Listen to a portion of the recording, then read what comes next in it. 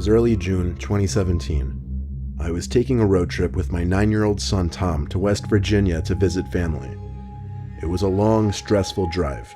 My car didn't have working AC at the time, and it was an incredibly hot day, so we were a bit stressed out by the 6-hour mark.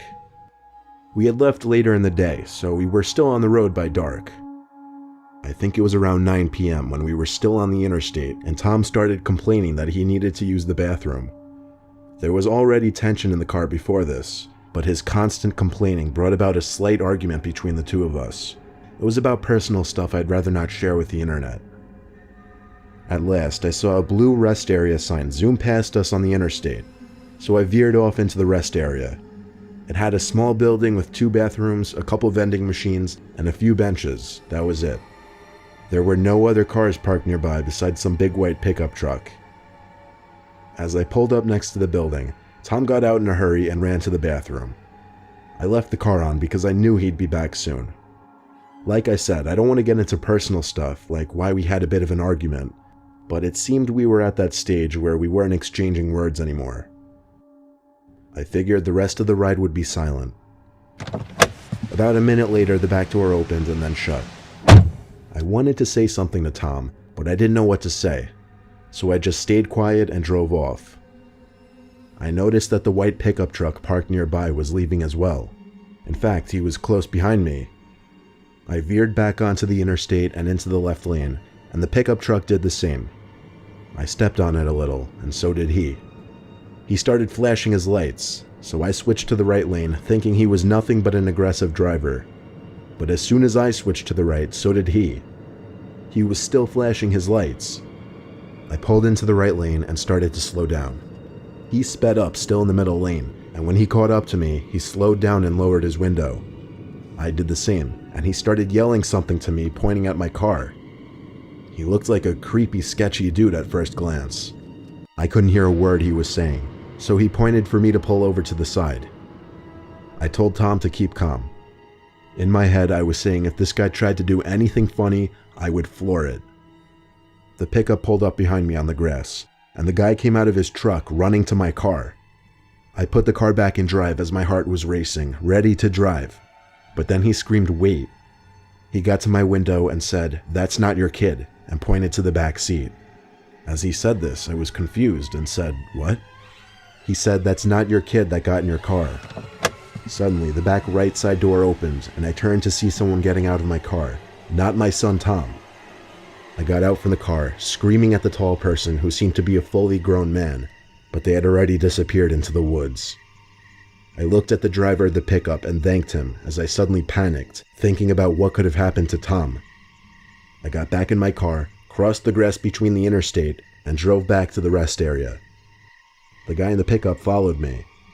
We got back there in like 30 seconds to find Tom waiting outside the rest area bathroom. He got back in the car, all confused.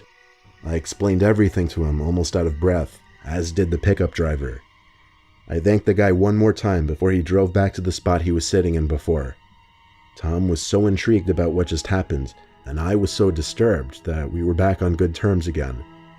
We chatted the whole rest of the way and told family about it as soon as we arrived. I never even got to see what the person who got in my car looked like. Honestly, maybe I should be happy I never turned around to look at them, because I don't know what they would have done.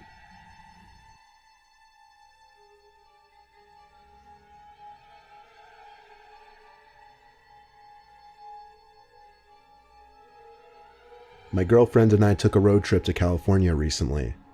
The way there was completely normal. We left home early in the morning and got to the hotel by nightfall. On our way back home, however, we left midday and a majority of our ride was in the dark. The drive was about 10 hours each way, not including stops for food. We made 2 food stops, the first after about 3 hours of driving, then one more much later and deeper into the night. We got off the freeway at like 12:30 at night and went to the nearest Wendy's for food. We got right back on the freeway after that. I ate while I drove, which my girlfriend wasn't too fond of, but I just wanted to get home sooner rather than later. Shortly after getting back on the freeway, it started to rain. My girlfriend forced me to pull over now. She didn't want me eating and driving in poor conditions. As I pulled to the side, it actually started to downpour. I finished up eating my food, and then we heard a bang sound at the window. At first, I chalked it up to noises from the storm, but when I looked to my left out the window to see a figure blocking 90% of the window, along with the shriek of my girlfriend's, I nearly had a heart attack. I didn't want to roll down the window given how hard it was pouring, but over the sound of the torrential rain pounding on the car, I couldn't hear what the person was saying. I opened the door a crack and yelled out to the person, who turned out to be a woman. She was soaked already and looked disheveled and scared. She asked for a ride, and what was I going to do? Tell her no in these conditions? I told her to get in the back seat. My girlfriend gave me a look. I don't know what kind of look exactly, but it looks kind of like a "why the hell did you let her in" kind of look. I asked the woman where she was heading. She didn't answer. I caught my girlfriend giving me a look again because of this. I ignored her and turned around to look at the woman in the back seat, assuming she didn't hear me. But as creepy as it was, she was actually looking right at me with a cold, unfriendly face. I'd say it was a neutral, blank face, but something about it was just off-putting. I repeated my question, and she just shrugged her shoulders and laughed. I looked at my girlfriend, who was once again looking at me. I said out loud that I'd be dropping the woman off at the next town we crossed. I guess I was announcing that to both my girlfriends and the woman. As we got back onto the barren highway, there was a sudden ear-piercing screaming sound coming from right behind me, and the woman sitting behind me suddenly wrapped her arms around my throat. I slammed on the brakes as I was struggling to breathe, almost sliding into the divider. My girlfriend, quote, slashed at the woman's face with her long nails. The screaming turned from a deranged, angry kind of screaming to screams of pain and agony. I got out of the car as she had her hands pressed up against her face in agony. I then opened the back door, grabbed the woman with both hands, and literally threw her out of the car into the rain.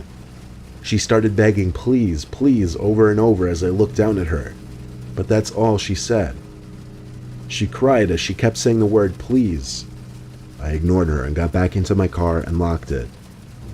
As I put the car in drive, there were bangs at the window as the woman started screaming again. Her screams once again sounded like the screams of a deranged mental asylum patient. I drove away casually as she was no longer a real threat, or at least not that I knew of. My girlfriend quickly got on the phone with the police and warned them of some suspicious, unstable woman lurking around the highway. We didn't stop again, though. We went straight home from there, obviously a bit shaken up and whatnot, but I didn't want to be thinking about that incident for any longer than I had to.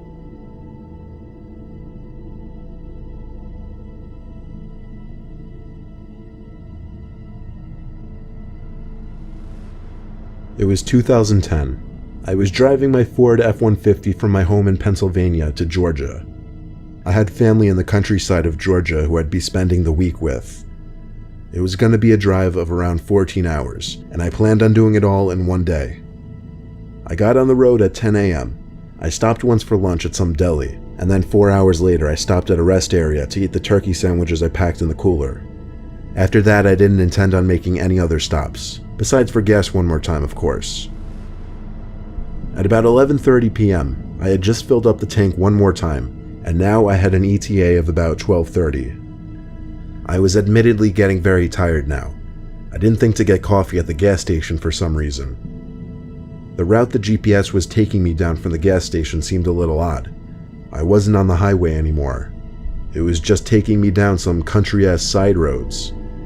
My truck is high up, so I got a good view of everything, and I also had a light bar installed, which really helped in lighting up these pitch-black roads. I was so tired, and I knew I shouldn't have been driving anymore, but I was so close to my cousin's house that I had to keep going. I came to a stop sign and made a left turn off some quiet road onto an even quieter road. The speed limit on this road was 45 though, which was good. This road was empty of any kinds of buildings or houses. It was just woodland on either side. I was going like 55 to 60 miles per hour, blazing down this road since it really seemed like no other cars would be on this type of road at this hour.